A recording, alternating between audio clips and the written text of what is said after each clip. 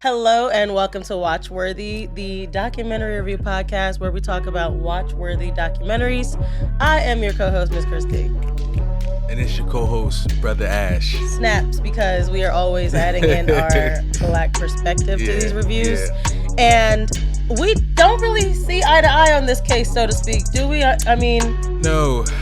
So we'll get into it. I think it deserves further observation. Yeah, today we're discussing the Peacock documentary, The Idaho Student Murders. So right off the top, we just want to say rest in peace to the victims, and we're definitely thinking about their families because they were taken too soon. And I feel like we haven't, first of all, I don't think America's seen like a mass murder like this in a few years, at least a few decades, like especially like college students. Like when you think about college and mass murder, you think of like, like an armed gunman or something like somebody shooting up the student center.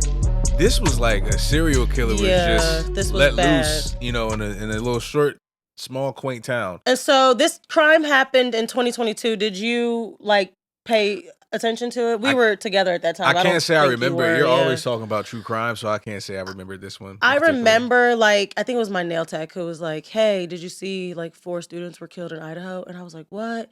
And first of all, I need help with geography because I thought Idaho was in the Midwest. This is in the Northwest, y'all. And y'all know the Northwest be having tons of serial killers, murders, all that stuff. You know what's crazy? That's where the Zodiac is from, yeah. And this is so sad.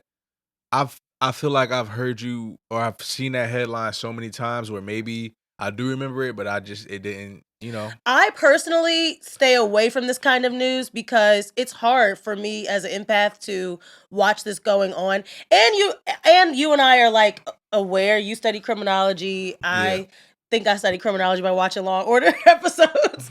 But we both are aware that, like, let's let the police do their job and work out the case before you read every headline, like, as it's happening, Yeah. So I'm glad that we watched this in 2025. It just debuted on Peacock. And now the case has been closed, everything's gone to court. And now I feel like we have a better perspective watching this documentary instead of like following the case minute by minute, like, because people was probably putting out any old theories and headlines at that time. Yeah. And this still kind of is a theory. I'm gonna let y'all know up front, this case is kind of circumstantial, but I believe in circumstantial evidence, okay? I kind of always wanted to be that detective in the movies, like they think the case is like open and shut. I'm the dude that pulls up with the pea coat. He watched Cold Case too many and times. the cool hat, and I'm like, that guy didn't do it. Yeah. They're like, what do you mean he didn't do it? Get this guy out of here. We'll see. We will tell you guys. We will review the documentary, tell you the evidence that we know, and you make your own opinion. I'm not gonna spoil anything, but I believe that he's guilty. And so this docuseries features friends of the deceased. These are just college students themselves, police personnel who were involved in the crime. They were all up in the documentary, and 911 calls. So warning for the 911 calls, because I know some people don't like to listen to that. Yeah. It's so tough to hear, like, when people are at the scene of a crime. But I do think it's important because you can kind of hear their tone and see, like, how they were reacting. So word. Let's go ahead and get into it. The crime takes place in Moscow, Idaho, which is an American, like, small college town. It's in the Northwest region of America. Like, y'all, we both from the East Coast. Yeah. So everything here is fast paced. Like, Idaho is a lot different, but it's still a college town. So you got, kids pursuing education, bunch of fun, right? So it's a population of approximately 30,000 people. Tight-knit community, hasn't really ever been a murder there. Well, apparently the last murder there was like 7 years prior to this. So what's that, like 2015? In a small town, though, that's kind of like recent. That's kind of fresh. Years, yeah. But it's not like, what I'm saying, the murder capital of Idaho, if there even is a murder capital of Idaho. So the victims are like the friends of the victim are in the documentary. And they recall the night of November 13, 2022, and the following days. So this happened in Scorpio season. Great. All the spooky shit happens in my Zodiac sign season. So University of Idaho students, Kaylee, Maddie, Xana, and Ethan, Xana's boyfriend, were... Red flag, because that's so tragic to just be hanging out at your girlfriend's house and you get murdered. Like, I'm sure he wasn't the target. I'm sure they didn't expect him to be there. It's just tragic to be murdered at all, but it is such a tragedy because, like, they were, like, young. You know what I mean? Like, college is supposed to be the best years of your life. And honestly, it was for this particular group of young people. So, yeah, so they were all murdered by a man named Brian Kohnberger. Coburger. Koberger. And that, I guess we have to say, excuse me, allegedly, but Yeah, well, for all intents and purposes, he, yeah, we'll get into it, yeah. but so Maddie was said to be the realest friend. Maddie was down to earth. She was very open and honest with people. Kaylee was said to be the more fiery. She was the sass. She was the punch of the group. And she kind of always had like a glass half full kind of personality. So and she had also knew Maddie since they were in the 6th grade. That really broke my heart because I was like, Yeah. dang, these girls have been friends forever and this happened to them. Yeah, yeah. And they, like going to college with your friends, I actually got to kind of have that experience. Yeah. I went to college in West Virginia, and some of my friends from back home went to a college like only an hour away. So we got to experience that together. It was dope. It was amazing. Yeah. So Xana was the friend that was more the free spirit. She was, really kind of just They said she didn't care what people think about her. I feel like that's me in the friend group. I love Like that I'm for like the her. free spirit. Like I just kind of do my own thing. Like Yeah. So Ethan was very involved in his frat and sports, like most guys in college. Seemed to be a pretty decent guy. They all had a lot to look forward to, if we be honest. These kids Yeah. seem like they could have been in a movie. I hate to say that. Like they were the perfect They were, cast. yeah. They for had a this. good mix of blondes and brunettes in there. And they were Yeah. all just like happy go lucky and have They fun together and were active on TikTok and they spent mad time together. Like, yeah. I just did some like math and like the beginning of their college career, it must have been COVID. Right. So they got to, rejoin and, live the college experience like in their house. They used to always have get-togethers there. So a 911 call is placed by their surviving housemates, Dylan and Bethany, who found them the next morning. Red flag. Red flag. Not like it's The their red fault. flag is because they were in the home at the scene of the crime. That wasn't why I was saying. Oh. I was just saying like I had like the survivor's guilt behind that is crazy. Yeah. Like, I would feel terrible. I don't know how they were able to move on. Yeah. Because I would just feel so terrible. And then, well, you continue. I'll let you Yeah, tell so I thought that that had to be terrible for them to be able to move on, but it was odd that they were in the house. That was my red flag. Just like yeah, no, whenever, that deserves another red flag. Because like the killer just walked past your room and went to their room and killed them, and not you. Either very lucky or, whatever. Yeah. We'll get. I think it's suspicious, as my Yeah. sister says. Police make their way to the 2nd floor bedroom and they find the first victims, which are Xana and Ethan. They were both completely covered in blood. The couple, yeah. So then there was another room on the 3rd floor that had a dog in it, but other than that, it was empty. That was so random. I'm like, so they left the dog alone? Like, dogs be going through shit. Like the dog probably saw the whole thing for real. Oh my god. Yeah, dogs be struggling, man, because they like they can't tell us. Word.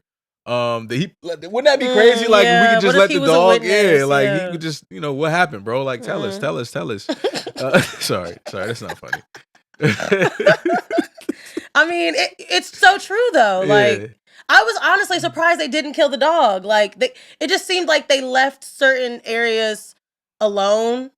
It wasn't a robbery or anything. Like, not for nothing, whoever did this is a terrible human being, but you reach a different level when you murder a dog. Yeah. No, was the dog found alive or dead?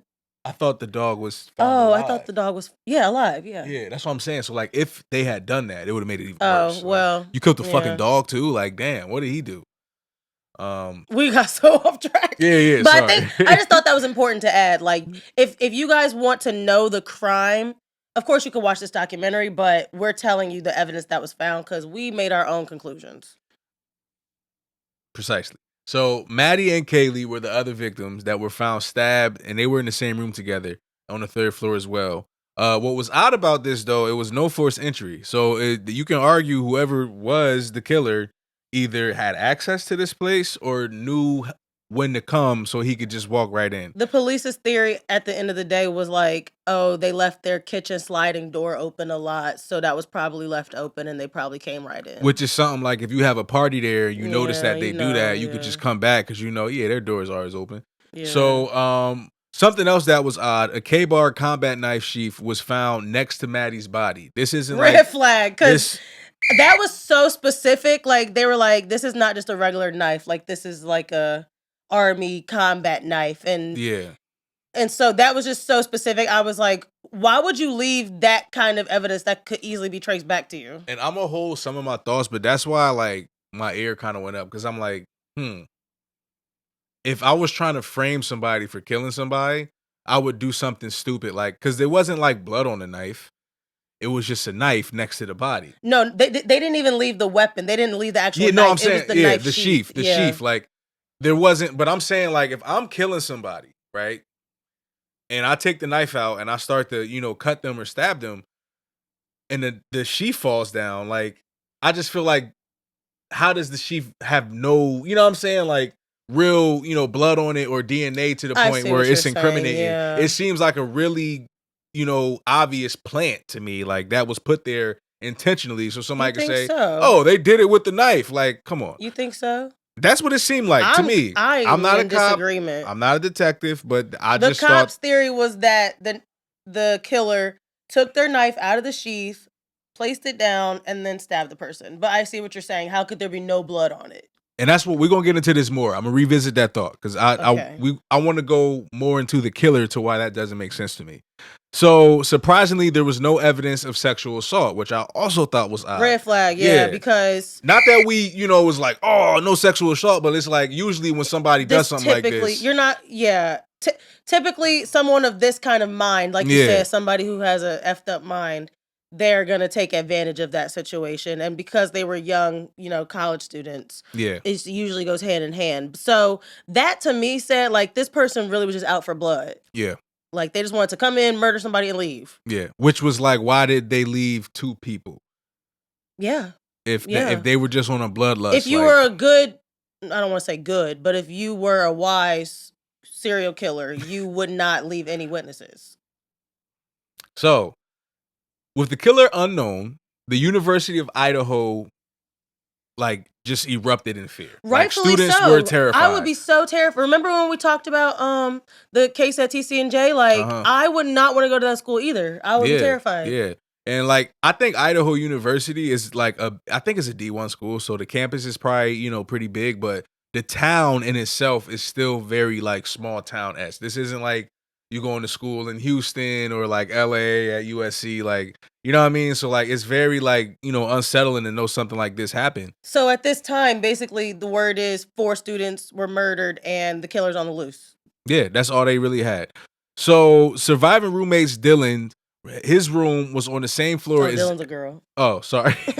So her room was on the same floor as Zana's, and says that she heard the killer say, "It's okay, I'm here to help you," Red flag, red which is flag. like, Because what the again, fuck? Would like, why aren't you just coming in, slaughter everybody, and leaving? You seem to have like an agenda here. Like you're trying to talk to us, you're trying to calm us down. Um, yeah. I don't want to so? sound like I'm a murderer, by the way. I just watched again too much true crime. Say nah. But Dylan also gave a description about the murderer. Male. Again, that's a red flag. You number one were left to survive, and number two, you also got a good eye, a good look at the person. My thing is, she said the person was 5'9", 5'10", athletic with brushy eyebrows. That ain't really nothing you could see if you can't see the person.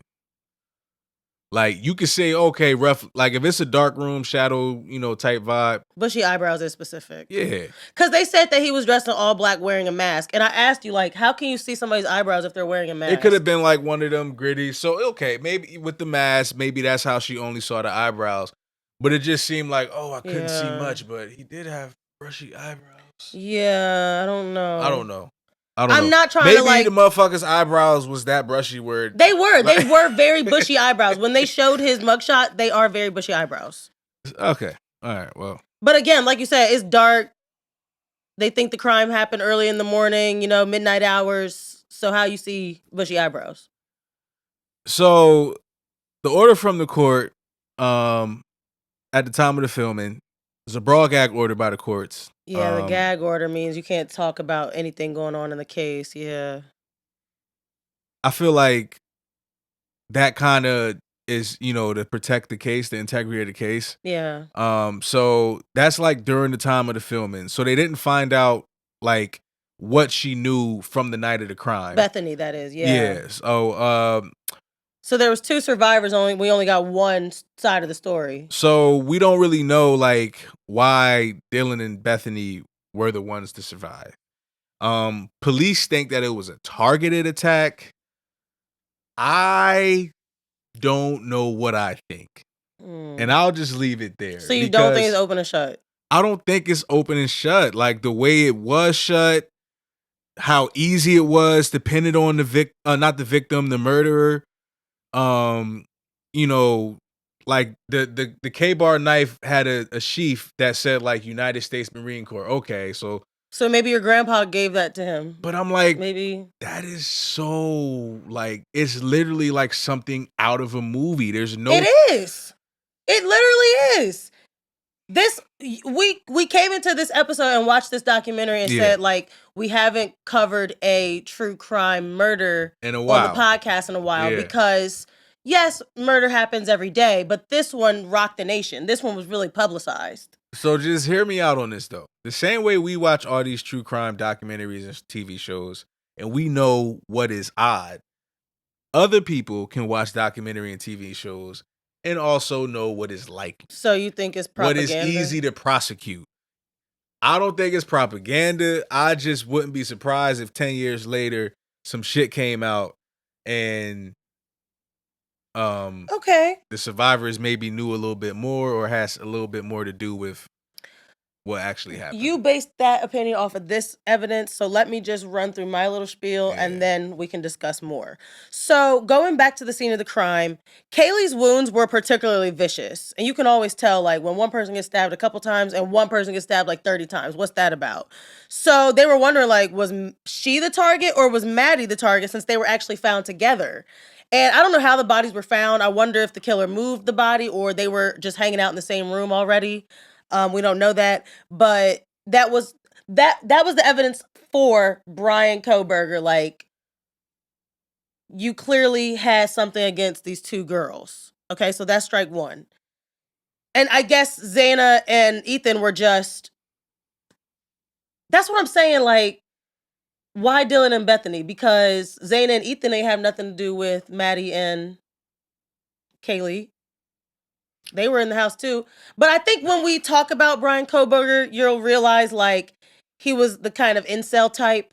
So maybe he just hated to see a happy, beautiful couple together and just was like, I'm going to kill you guys too while I'm at it. Yeah, he was definitely a freak. Like he's very deserving of like because he was a creep on campus. A lot of people felt uneasy about him. So, like, yeah, I get it. But yeah, they had somebody in the documentary who wouldn't show her face. She was like an old student of his, and she was like, I am not showing my face because I'm scared of him. Yeah.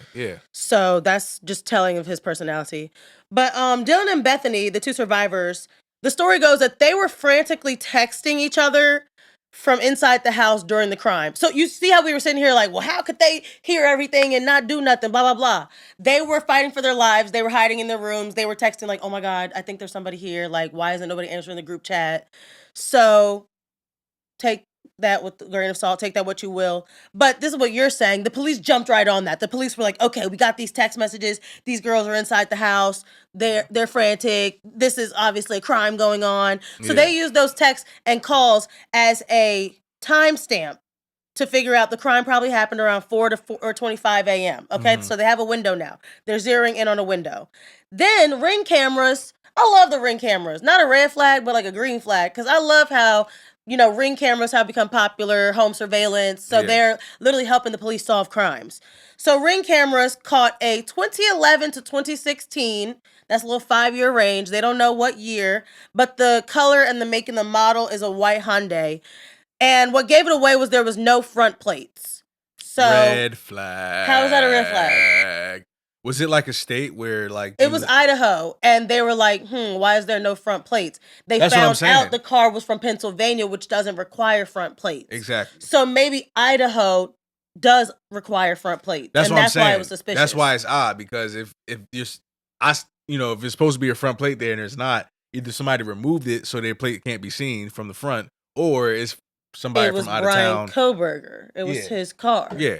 But you don't believe that he did the murder. So he's a creep. Okay.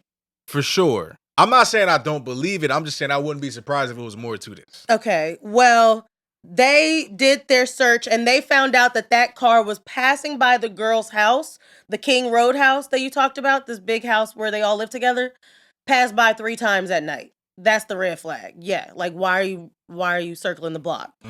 And so that car, they were able to track it down. You know, it's a small town.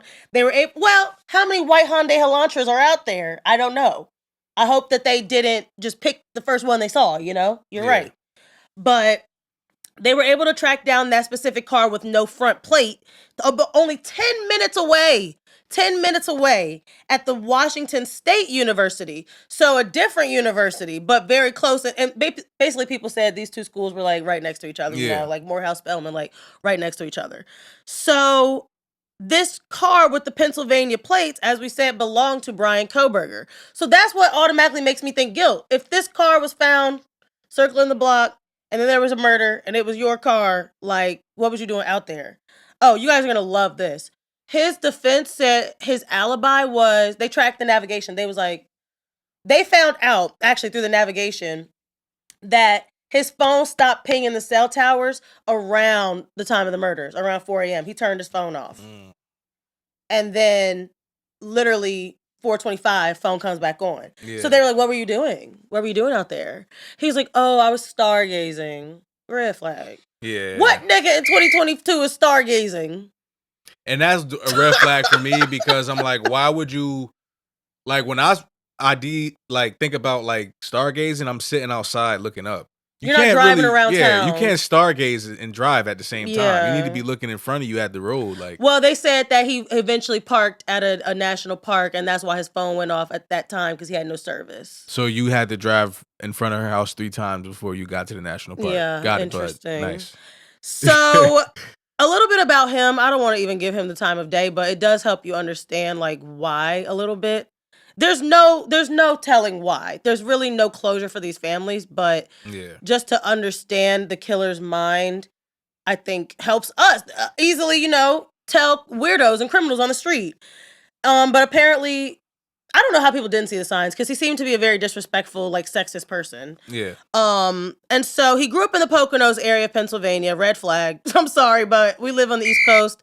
We have vacation in the Poconos. We don't live far off the resort. You don't want to grow up there. Look, the mountain people, y'all weird. It's something about the mountains, man. I went to college in West Virginia. Yeah. Something about that mountain life, man. I ain't gonna come at them because goddamn, we ain't that far from. Yeah, you're right. We're not too. We like to go there sometime from time, so I don't want no issues.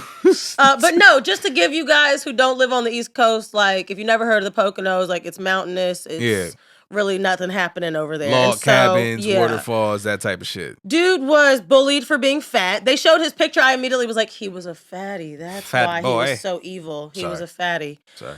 Because when you're bullied for that, you know, it triggers depression, low self-esteem. So he actually, like junior year, they said reinvented himself and lost like 100 pounds and like came back as the new improved Brian. But red flag, people still don't like you. People don't like you fat. People don't like you skinny. Maybe you're the problem. It's a fucking jackass. Yeah. If you have a poor personality, it doesn't matter how much you weigh. Exactly. You're a piece of shit. So he really struggled with that. After high school, he turned to heroin. Red flag. Red is any ex-heroin addict. Can you really be an ex-heroin addict? I suppose, but like, he got arrested, went to rehab, and ultimately changed his life for the better. I didn't see heroin coming because he seemed like a kind of smart dude. Yeah. Like one of those nerdy type pompous guys. But that's why I'm thinking there's got to be a chip missing. There's got to be something missing up there. Oh, it's something missing. If he guilty, this, you know, something ain't clicking up there. Yeah. So this was a huge red flag. When he decided to get his life together and go back to school, he went back for criminology. Now, no shade to you, babe, who was a criminology major. But you have people who actually want to protect and serve, and they want to like learn the law.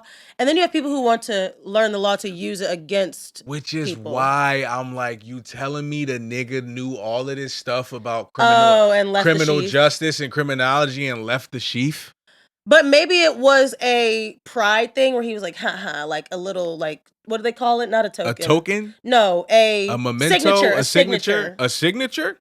That was his little signature, you think? With your DNA loosely Okay. being on it, like It wasn't loosely. It was the faintest. It was like a quarter of a fingerprint is what was left. on the part where you unbuckle The little button. Yeah. It was like a milli. I'm like, It wasn't. on, bro. I don't think that.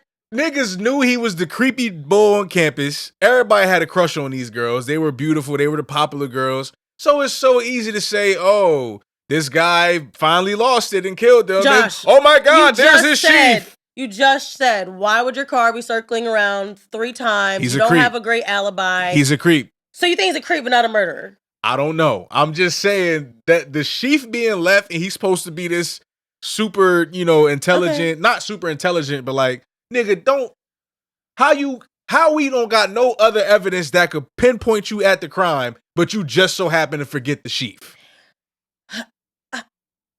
That's what I'm saying. He had to do it on purpose. Like, we'll get into it. But if he did it on purpose, why ain't he admit to it? We'll get into that. So, like we said, he had traits of being an incel. For those of you who don't know, you've probably seen the term thrown around on social media. An incel is basically like a guy who is severely rejected by women, yet still has like a high, what's the word? High self-worth. Like, he's arrogant. Yeah, very arrogant. Yeah. So, and again, past students, because he became a TA. This is the kind of person who does not need to be around people, but somehow he became a teacher's assistant. And so people said that he was sexist, disrespectful, would literally ignore women talking to him, asking him for help in the class, the job that pays you. You're going to ignore women. Okay. Yeah. So I would have never been able to deal with this guy. 11 days, again, motive. Here's the motive. 11 days before the murders, Koberger got into a fight with his supervisor. He got caught following a different student. She literally called the